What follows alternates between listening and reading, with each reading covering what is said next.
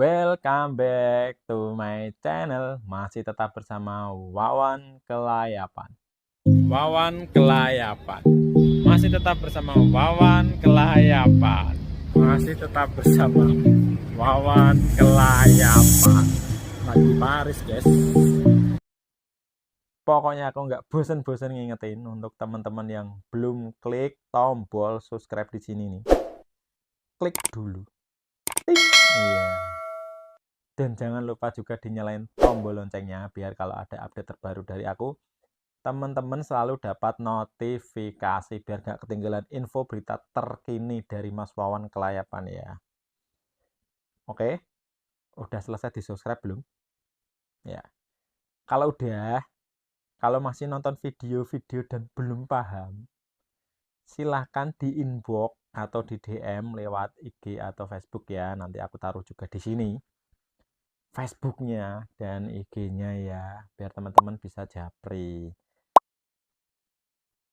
bisa tanya-tanya, atau mungkin bisa sharing-sharing tentang proses teman-teman yang mungkin teman-teman bingung prosesnya gimana. Jadi hanya untuk tempat sharing aja nggak apa-apa ya. Kali aja bisa bantu atau ngasih saran ya. Kali ini aku mau bahas ini kelanjutan video sebelumnya untuk proses UK atau Inggris ya, karena emang banyak banget peminatnya, sampai ribuan orang. Jadi aku mau bahas lagi kelanjutannya. Ini ada yang nanya, Mas itu screeningnya ngapain aja? Mas ini biayanya berapa? Mas ini berangkatnya kapan? Gitu. Ya, kita bahas di sini setauku aja ya. Jadi kalau emang ada yang salah mau dikoreksi, bisa komen di kolom komentar. Jadi biar teman-teman yang lain bisa baca dan mungkin bisa jadi bahan referensi buat teman-teman yang lain. Yuk, lanjut dulu untuk proses UK-nya. Karena kemarin banyak yang udah screening dan banyak yang nge-share ke aku dari subscriber, dan juga ini udah kenal lama subscribernya ya. Dan dia sering kontak sama aku, salah satunya Mas Riki, terus juga ada kandidat dari Bali. Ini yang jadi narasumber. Yang Mas Riki sendiri itu screeningnya di Nusa Putra Universitas ya. Jadi di Universitas Nusa Putra. Jadi ini infonya langsung dari kandidat yang screening ya. Jadi mudah-mudahan saja infonya valid. Screeningnya ngapain aja ini? Aku jelasin ya. Ini setauku, jadi cerita dari teman-teman yang udah screening itu screeningnya hanya interview dan nyerahin berkas. Nah, itu screeningnya itu. Tapi dijelasin juga untuk skema biaya dan lain-lain. Jadi untuk screeningnya sendiri itu, jadi prosesnya itu nanti dibagi menjadi 3 tahap.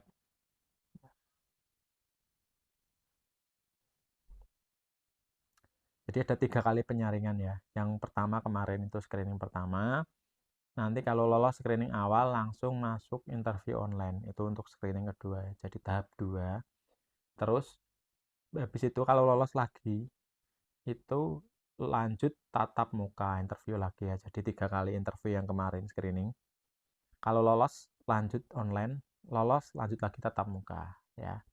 Itu untuk prosesnya 3 kali screening ya. Jadi karena emang peminatnya banyak banget, kuotanya 500 dan peminatnya ribuan, jadi emang penyaringannya ketat. Dan juga mungkin milih-milih yang dikirim pasti yang bagus-bagus. Misal mungkin bisa bahasa Inggris, itu pasti jadi nilai plus. Aku yakin itu pasti jadi nilai plus karena otomatis ntar ke sana komunikasinya pakai bahasa Inggris. Jadi yang bisa bahasa Inggris pasti diutamakan daripada yang nggak bisa sama sekali. Kemungkinan seperti itu ya. Karena pas aku nanya juga dari narasumber, interviewnya bahasa Inggris apa bahasa Indonesia mas? Narasumbernya jawab, kalau bisa bahasa Inggris dijawab pakai bahasa Inggris mas, kalau nggak bisa bahasa Indonesia nggak apa-apa ya kan. Itu untuk proses screening dan tahap-tahapnya ya. Untuk biaya, ini pasti teman-teman pada banyak yang nanya, mas biayanya berapa mas? Nah ini bukan fix ya, belum fix biayanya, cuma ini estimasi. Jadi kayak pas Bina Mandiri Seminar juga kan ada estimasi biaya, ini juga estimasi, jadi belum fix. Ini bisa berubah ntar pas prosesnya, tapi estimasi namanya estimasi, pasti selisihnya nggak banyak, kemungkinan seperti itu ya. Jadi total biaya keseluruhan itu estimasinya 33 juta rupiah, estimasi ya. Jadi untuk biaya pendaftaran itu 1,5, istilahnya ini komitmen fee ya. Jadi yang screening kemarin kalau lolos itu dapat email atau WA sudah lolos tahap pertama. Selanjutnya untuk melanjutkan tahap kedua silakan ya, komitmen fee lah atau biaya pendaftaran untuk masuk tahap kedua. Jadi untuk lanjut interview online itu harus bayar dulu sebesar 1,5 juta rupiah. Dan kalau emang nanti untuk proses kedua gagal atau gugur, uangnya akan dikembalikan 100%. Ini kenapa terjadi sistem seperti ini? Ini menurut aku pribadi ya, karena emang aku juga banyak kontak-kontak sama PT. Rata-rata PT sekarang pakai sistem seperti itu untuk jaga nih, istilah bahasa Jawanya ya. Jaga-jaga kalau setelah lolos tahap kedua dan mau lanjut tahap ketiga tapi malah tiba-tiba mundur, biar PT nggak rugi lah. Masa ini udah disaring 500 orang tiba-tiba ada 50 orang yang mundur, kan PT harus nyari lagi. Jadi untuk jaga-jaga hal seperti itu maka disuruh bayar untuk komitmen fee. Ini bukan hanya untuk PT Mardel ya, tapi emang untuk banyak PT juga melakukan hal yang seperti ini. Jadi ini menurutku wajar karena untuk jaga-jaga itu tadi ya.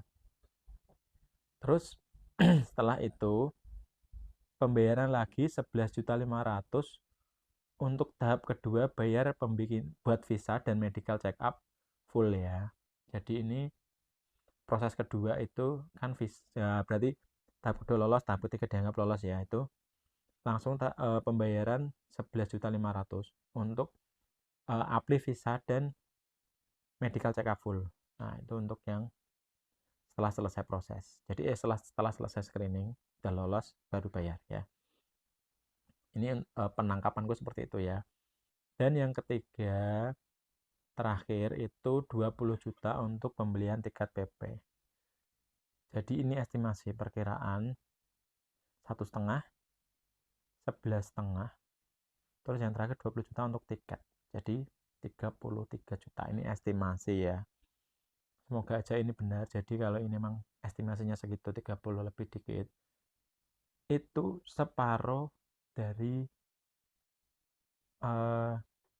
biaya yang dikeluarin teman-teman untuk 2 tahun yang lalu. Jadi karena 2 tahun yang lalu kebanyakan kenanya sekitar 65 juta. Kalau ini bisa dipangkas sampai 33 juta, ini sangat worth it sekali ya. Jadi ini kebayar, kalau untuk 6 bulan kerja pun ini kebayar. Maksudnya balik modal dan bisa nabung istilahnya ya. Itu untuk biayanya. Terus ada yang nanya lagi, Mas biasanya kontraknya berapa tahun? Nah itu di kolom komentar ya. Ini kalau untuk yang baru ini, untuk yang proses baru ini, aku juga nggak tahu kontraknya berapa tahun.